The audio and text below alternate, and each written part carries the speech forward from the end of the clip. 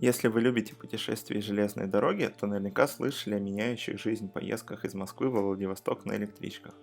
Прошлым летом, возвращаясь домой в Барселону, я решил проделать нечто подобное в обратном направлении. Большую часть пути удалось построить в стороне от маршрута поезда Москва-Ницца, столица магистралей, и я смог вдоволь накататься по тепловозным однопуткам на умильных рельсовых автобусах и насмотреться на настоящую жизнь европейской глубинки. А началось все с Киевского вокзала, где, пройдя единственный в этой поездке унизительный шмон, я отправился искать свой первый электропоезд «Экспресс» до Калуги.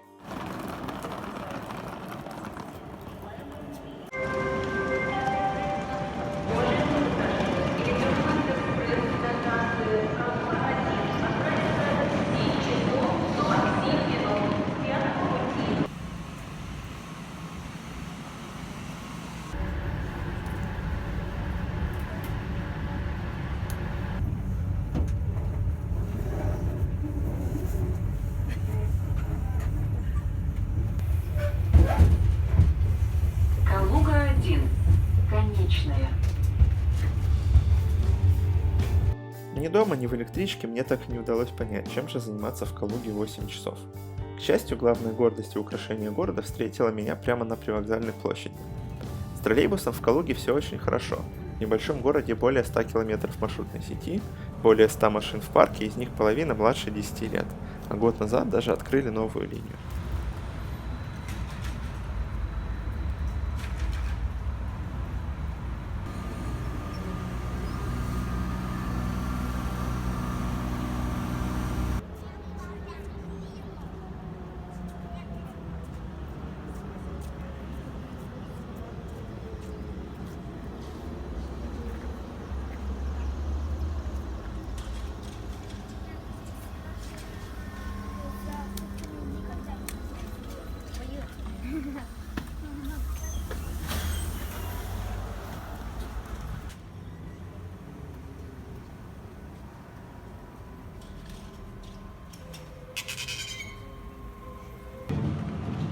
Управление Калужского троллейбуса приглашает на работу водителей автобуса.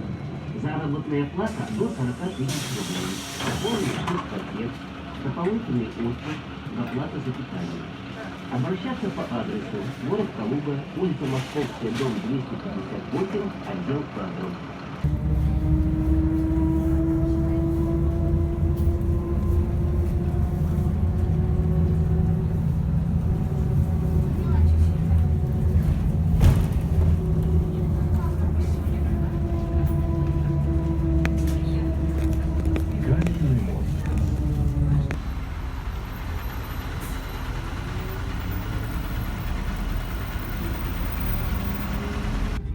А накатавшись на запрещенном в Москве виде транспорта, я отправился на Зерновую улицу смотреть, как Ра-2 уходит на Ферзевкова.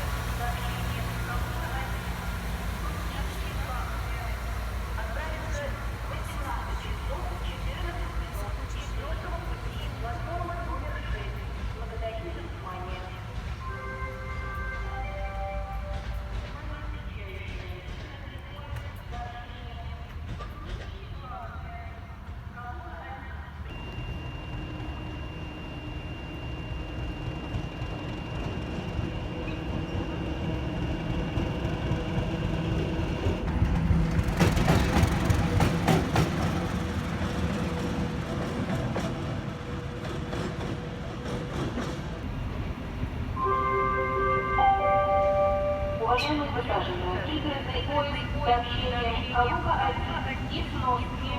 Отправится в 18 часов 4 минуты со второго пути платформа номер 4. Сухиничи Главная. Отправится в 18 часов 14 минут четвертого пути платформа номер 6. Единственный поезд сообщения Калуга-1. Сухиничи Главная. Вечерело, и пришло время отправления следующего электропоезда на Сухиничи. Это имя приводит в трепет любого любителя железных дорог, ведь Сухиничи — это и крупный железнодорожный узел магистрали Москва-Киев и Тула-Смоленск, и станция стыкования родов тока, и при всем при этом довольно небольшой город, в котором мало кто решится побывать просто так.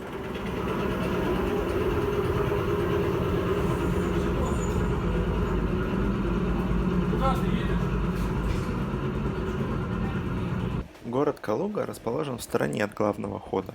Поезда отправляются в сторону Москвы, и на то, чтобы развернуться, у нас уходит больше получаса.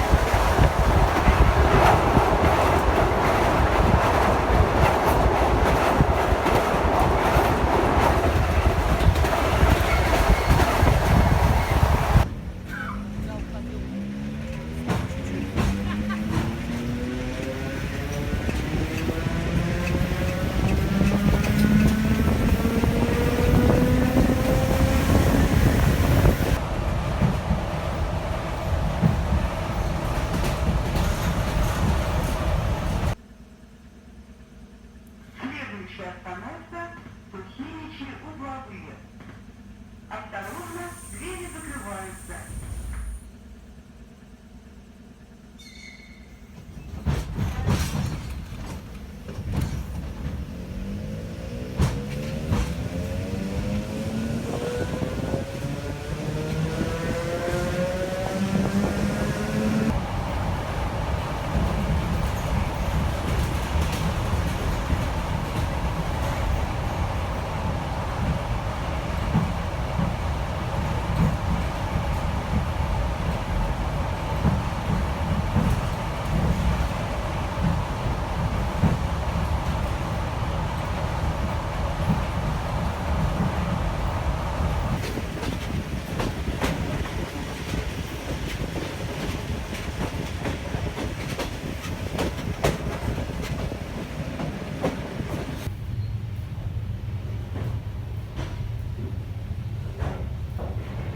В Сухиничах вечером действительно очень атмосферно.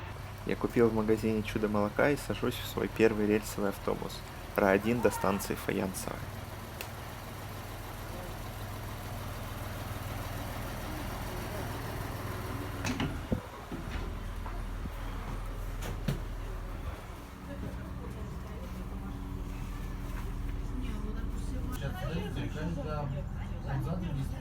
Двери закрываются. Осторожно, следующая платформа 160 километр.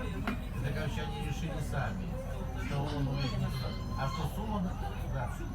Снаружи наш рельсовый автобус — огромный, ослепляющий и оглушающий монстр в глухом ночном лесу, а внутри атмосфера больше похожа на атмосферу в самолете. Проследовали платформу Кредитная, расположенную возле пересечения линии с Киевским шоссе. Почему она так называется — еще одна неразрешимая загадка российской железнодорожной топонимики.